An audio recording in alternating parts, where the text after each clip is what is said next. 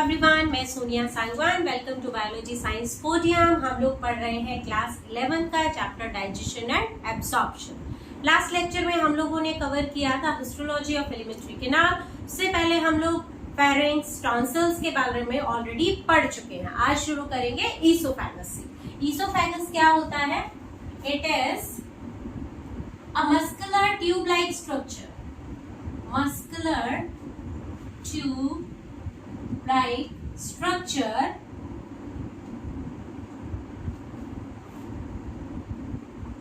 which connects pharynx to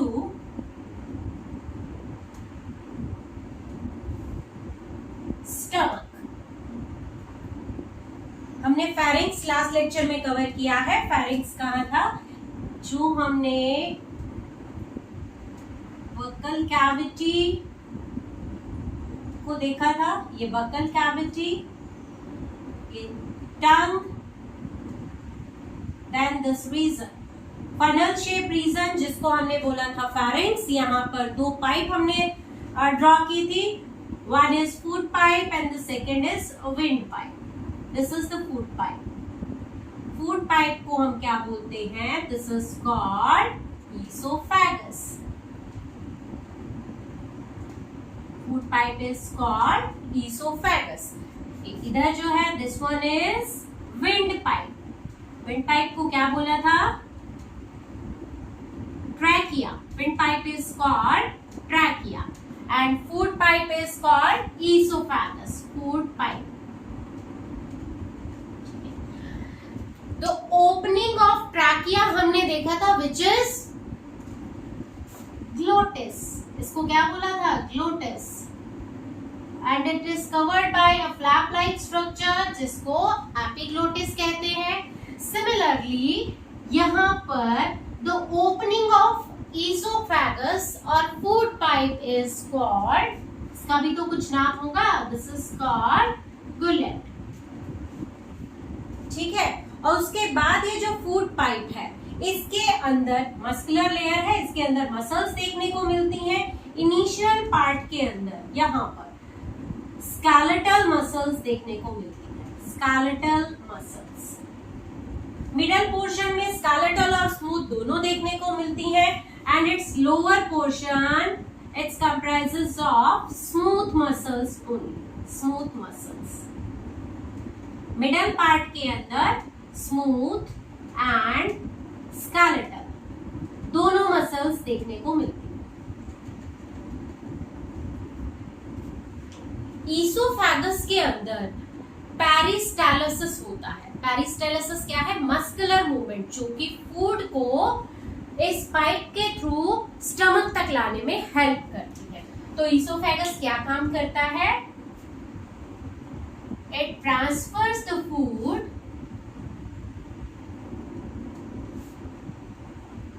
from mouth or you can say from pharynx। ऐसे तो हम यहाँ पर बकल कैविटी लिख सकते हैं क्योंकि बकल कैविटी से फूड यहाँ पर आएगा pharynx वाले एरिया के अंदर which is the common area for wind pipe। इधर से wind pipe की ओपनिंग वहीं पर है, उधर से फूड पाइप की, उधर से यूस्टेकियन ट्यूब की। तो इस एरिया से यानी कि pharynx to stomach through या by muscular movements,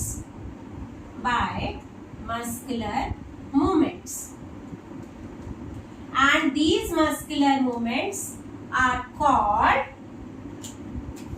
peristalsis। Process को क्या बोलते हैं? पेरिस्टालसिस, या हम इनको पेरिस्टाल्टिक मूवमेंट भी बोलते हैं।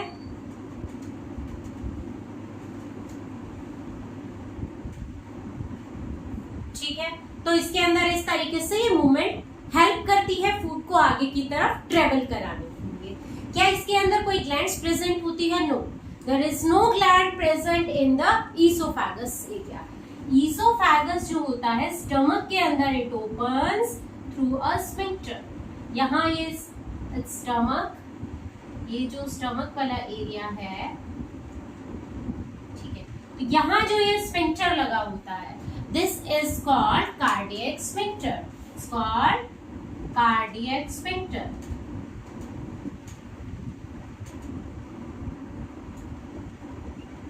It's also called as gastroesophageal sphincter, which prevents the backflow of the food. ठीक है, और intestinal tract, somewhere it's called gastrointestinal tract. Sometimes it's called gastrointestinal tract.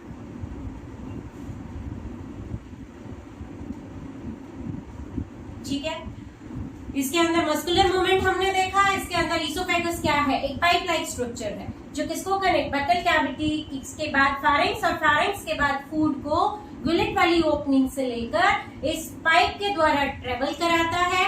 And यहाँ पर जो मस्कुलर मूवमेंट्स देखने को मिलती है, फूड ऐसे एंटर करता है मस्कुलर मूवमेंट्स के द्वारा, इस तरीके से फूड जो होता है पास होता है टू द स्टमक एरिया। और स्टमक के एरिया के अंदर जाने के बाद जो फूड होता है, इट स्टार्ट्स डाइजेशन शुरू हो जाता है। कार्बोहाइड्रेट का डाइजेशन तो बकल कैविटी में ही शुरू हो गया, लेकिन प्रोटीन का डाइजेशन जो है वो कहाँ पर स्टार्ट होता है, प्रोटीन का डाइजेशन स्टमक के अंदर स्टार्ट होता है। तो इसमें अभी हम देखते हैं कि किस तरीके से जो होता है इसके अंदर जो फूड ट्रांसपोर्ट होता है फ्रॉम ईसोफेगस टू स्टमक। और इसके अलावा ईसोफेगस के अंदर आप लिख सकते हो, जो इसका सेक्शन काट के हम देखते हैं, तो एलिमेंट्री कैनाल के अंदर जो हमने चारों लेयर देखी थी, वो चारों लेयर इसके अंदर प्रेजेंट है। अगर आपको याद है तो कौन सी लेयर्स थी वो भी बता दो। सेक्शन जब हमने कट किया था एलिमेंट्री कैनाल की हिस्टोलॉजी जो हमने देखी थी, उसमें कौन सी 4 लेयर्स थी?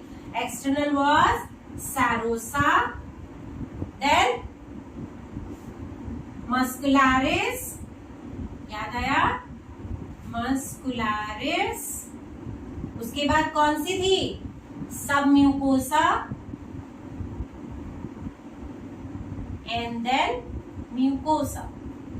तो यही 4 लेयर्स जो होती हैं वो ईसोफेगस के अंदर भी प्रेजेंट होती हैं।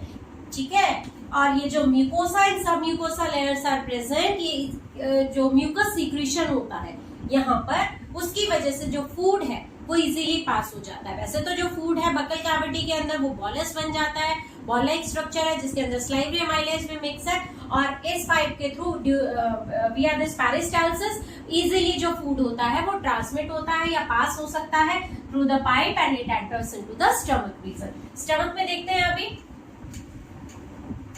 Various parts of the stomach कौन कौन से हैं।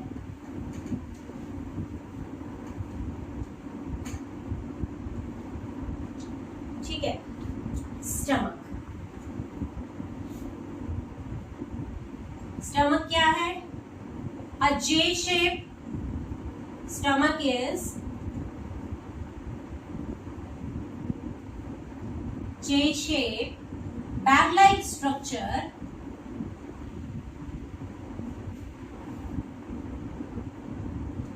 present in abdominal cavity.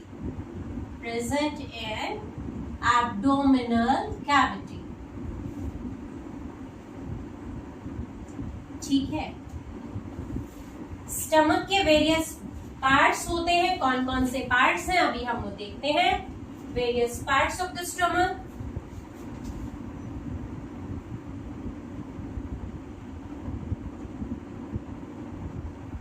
यहाँ ये इस तरीके से ड्यूडेनम में ओपन होता है। अगेन यहाँ पर भी एक स्फिंक्टर लगा होता है। ठीक है, तो it's a J shape structure.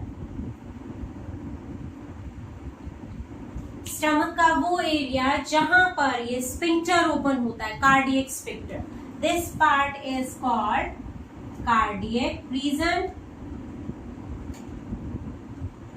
Upper portion is fundic region or fundus. This is the body of the stomach and the lower one is pyloric region. ठीक है, and this sphincter is called pyloric sphincter. Pyloric sphincter. यहाँ ये था आपका cardiac sphincter.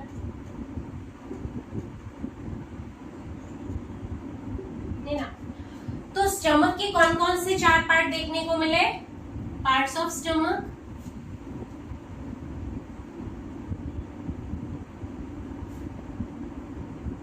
Funds और fundic reason,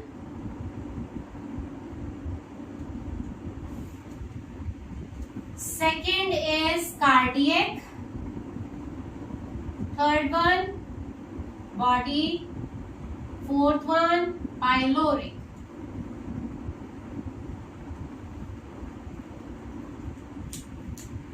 stomach की अगर आप पहले सेक्शन कट करके देखते हैं तो उसके अंदर भी 4 सेम लेयर नजर आती हैं। कौन कौन सी layers? Serosa, muscularis, submucosa and mucosa. Muscularis layer के अंदर again it is having longitudinal muscularis, और इनर कौन सी थी? Circular muscularis. एक और हमने बताई थी, यहां पर स्टमक वाले रीजन के अंदर एक और एक्स्ट्रा मस्कुलर लेयर होती है। रिमेंबर थर्ड वन कौन सी है? ऑब्लिक मसल्स देखने को मिलती हैं, ऑब्लिक मसल्स। ठीक है। स्टमक के अंदर जो होता है फूड जो होता है 4 to 6 आवर्स रहता है।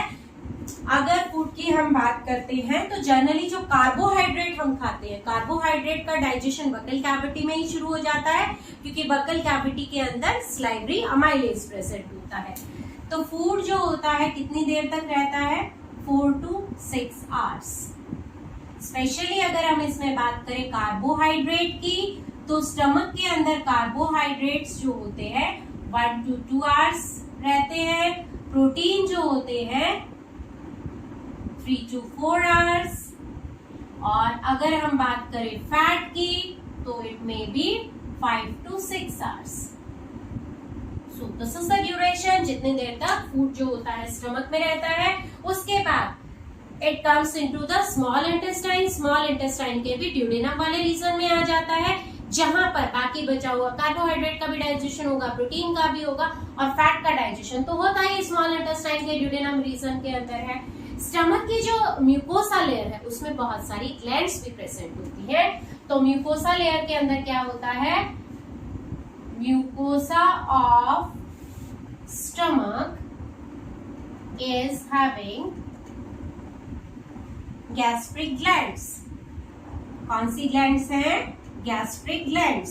और जो गैस्ट्रिक ग्लैंड्स होती हैं वो अपना सीक्रेशन स्टमक के अंदर डालती हैं, which is called gastric juice. और गैस्ट्रिक जूस जो होता है वो क्या करता है? फूड के डाइजेशन में रोल प्ले करता है। तो अब देखते हैं कौन कौन सी गैस्ट्रिक ग्लैंड्स जो होती हैं वो स्टमक की म्यूकोसा मेम्ब्रेन के अंदर प्रेजेंट होती है।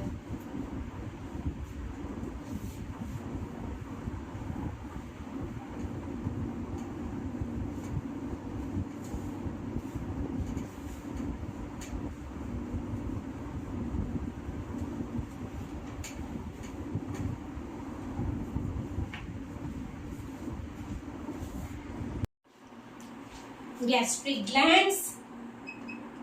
गैस्ट्रिक ग्लैंड्स कहाँ प्रेजेंट होती हैं?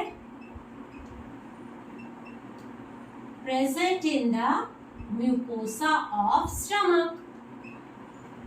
गैस्ट्रिक ग्लैंड्स आर प्रेजेंट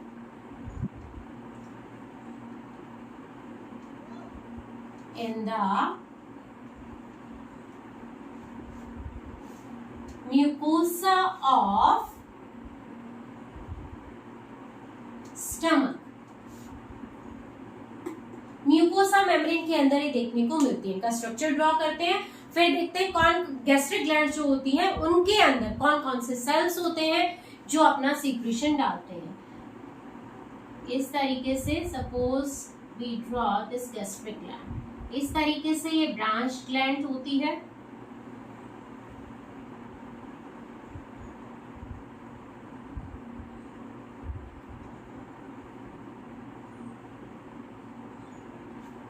ठीक है, तो गैस्ट्रिक ग्लैंड्स क्या है? These are branched glands.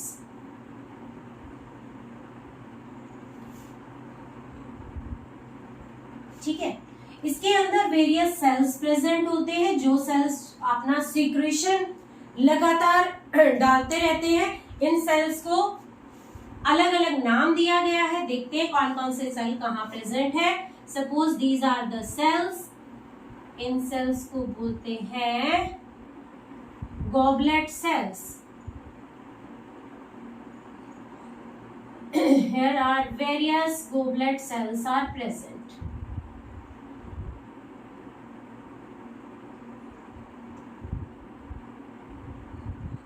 यहाँ ये गोबलेट सेल, इन्हीं गोबलेट सेल के बीच में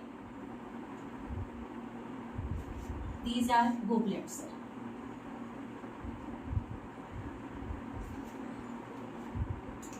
कुछ सेल यहाँ नजर आते हैं जिनको बीच में यहाँ इस तरीके से बाहर की तरफ उभरे हुए।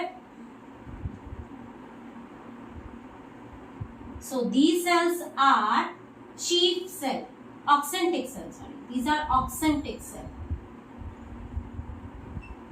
उसके अलावा यहाँ हम कुछ चीफ सेल ड्रॉ करते हैं। Suppose these are chief cell. Chief cell का ही दूसरा नाम होता है पैप्टिक सेल। ये बाहर की तरफ है oxyntic cell. These are also called as parietal cells. उसके अलावा अर्जेंटाफिन सेल्स देखने को मिलते हैं। सपोज यहाँ पर ये कुछ सेल्स हैं, दीज आर अर्जेंटाफिन सेल्स। बाकी सेल्स यहाँ प्रेजेंट हैं।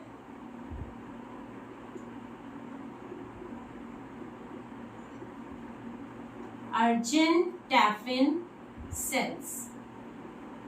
हम किसकी बात कर रहे हैं? हम गैस्ट्रिक ग्लैंड्स की बात कर रहे हैं। कहाँ प्रेजेंट है? म्यूकोसा मेम्ब्रेन ऑफ स्टमक में प्रेजेंट है।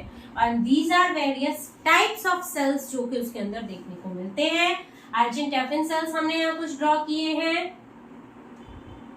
उसके अलावा इसमें जी सेल देखने को मिलते हैं। कुछ बेसल सेल्स प्रेजेंट होते हैं।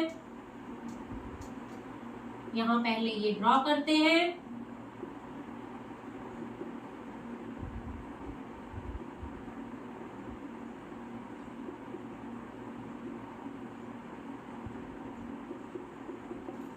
ठीक है, इसमें suppose here it's G cell. उसके अलावा कुछ सेल यहाँ ड्रॉ कर देते हैं। These are basal cell.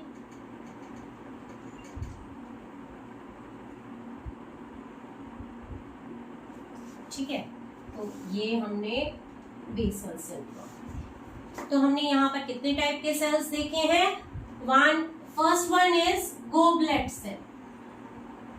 Goblet cell क्या काम करते हैं? These are mucus secreting cells. Mucus secreting cells. Second हमने देखा ऑक्सेंटिक सेल्स। ऑक्सेंटिक सेल का दूसरा नाम पेराइटल सेल। ऑक्सेंटिक सेल क्या काम करेंगे? They will secret HCl and Castle intrinsic factor। HCl and Castle intrinsic factor। अब HCl क्या काम करता है? It make the food acidic। HCl है ना, तो pH मेंटेन करता है। Make the food acidic। ठीक है, उसका जो pH होता है वो एसिडिक हो जाता है। And particular pH is required for various enzymatic actions. तो उस pH के ऊपर बहुत से ऐसे एंजाइम्स जो एक्टिवेट हो जाएंगे और फिर क्या करेंगे? वो फूड के डाइजेशन में रोल प्ले करेंगे। Intrinsic and help in food digestion and helps in digestion of food. Castle intrinsic factor क्या काम करता है? इसका जो सीक्रेशन होता है वो विटामिन B12 के एब्जॉर्प्शन के अंदर रोल प्ले करता है। तो helps in the absorption of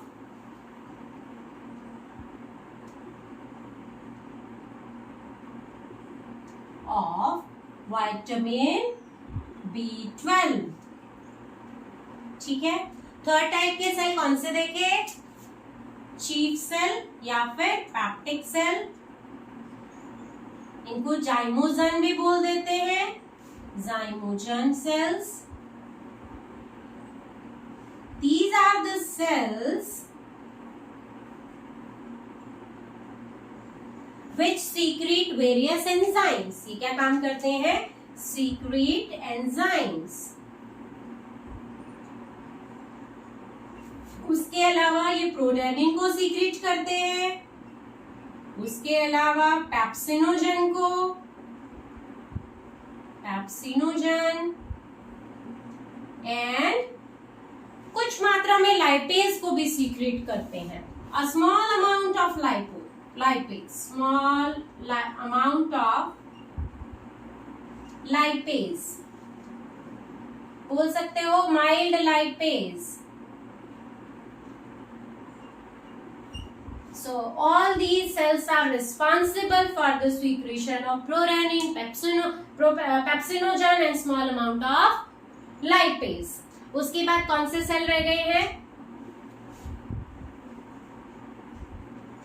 अर्जेंटेफिन cell. अर्जेंटेफिन cell क्या करेंगे?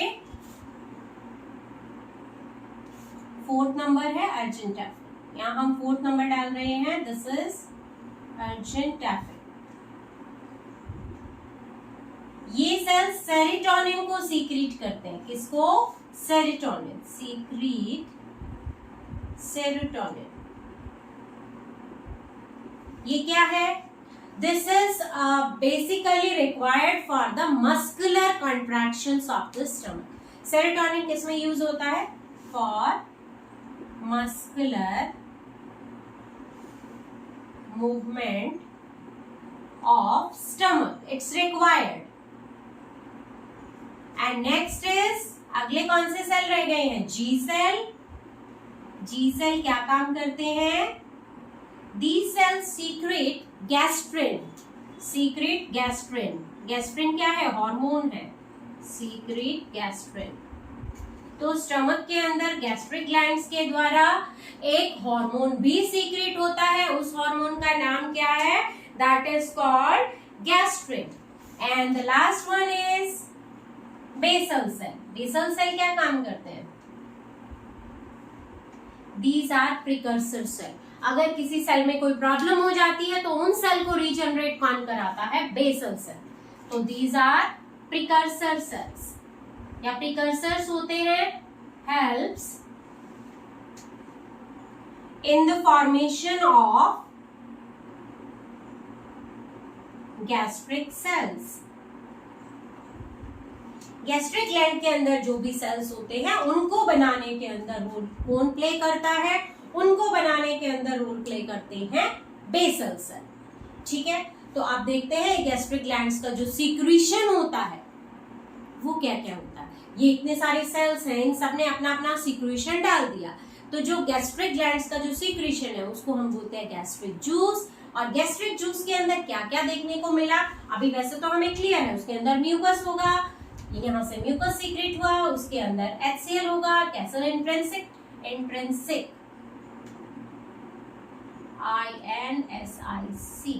ठीक है, केसल इंट्रिंसिक फैक्टर होगा, उसके अंदर चीफ सेल्स जो अपना सीक्रेशन डालते हैं यानी कि प्रोरेनिन, पेप्सिनोजन, कुछ अमाउंट में लाइपेज भी मिलेगा, उसके अलावा उसमें सेरोटोनिन मिलेगा, इसके अलावा गैस्ट्रिन मिलेगा। So these are this is the composition of gastric juice. लिखते हैं उसके बारे में अभी।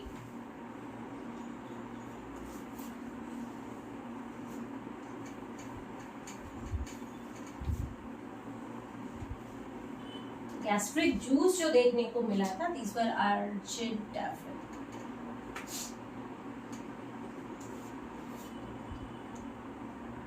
Gastric juice. इसके अंदर क्या क्या देखने को मिला? गॉबलेट सेल ने क्या सीक्रेट किया था? म्यूकस। इसका जो कॉम्पोजिशन है, यानी कि इसके अंदर कौन कौन सी चीज प्रेजेंट है? वन इज, स्टार्टिंग से लिखते हैं म्यूकस। उसके अलावा पैप्टिक सेल या चीफ सेल ने क्या काम किया था? बहुत सारे एंजाइम्स को सीक्रेट किया था। एंजाइम्स, प्रोरानिन इसके अंदर था, उसके अंदर पेप्सिनोजन था, उसके अलावा mild lipase was also present.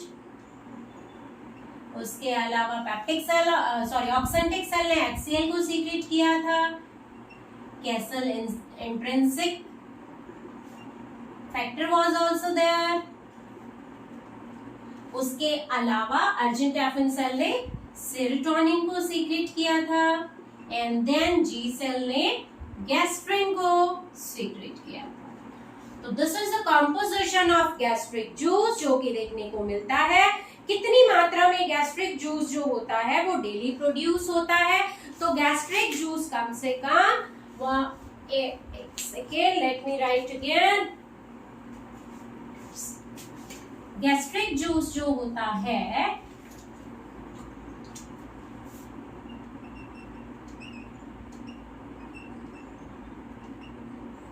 1 to 2 litre per day. Per day कितना गैस्ट्रिक जूस सीक्रेट होता है? 1 to 2 लीटर्स जो है वो पर डे सीक्रेट होता है। और ये जो गैस्ट्रिक जूस है ये वेरियस एंजाइमेटिक एक्टिविटीज के लिए रिस्पॉन्सिबल है। अगर इसके हम पीएच की बात करते हैं, pH of gastric juice is 1.2 से लेकर 1.8, यानी कि एसिडिक रहेगा। एसिडिक क्यों? बिकॉज इसके सीक्रेशन के अंदर हमने देखा था HCl was also present, which make the medium or secretion of these glands acidic in nature. तो it was all about the gastric glands, कौन कौन सी gastric gland है और उनके अंदर कौन कौन से various cells present होते हैं, और composition of gastric juice हमने देखा। चलो पढ़ते रहिए। अगर कोई डाउट है तो आप कमेंट सेक्शन में लिख सकते हैं। In the next lecture we will cover the next topic. Bye bye.